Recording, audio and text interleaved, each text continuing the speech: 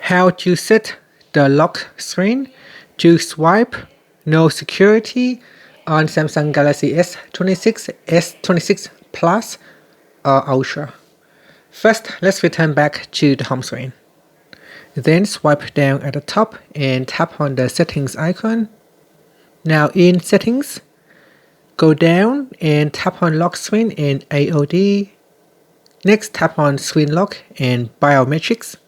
Now enter in the current PIN and tap on continued. After that, select swipe no security.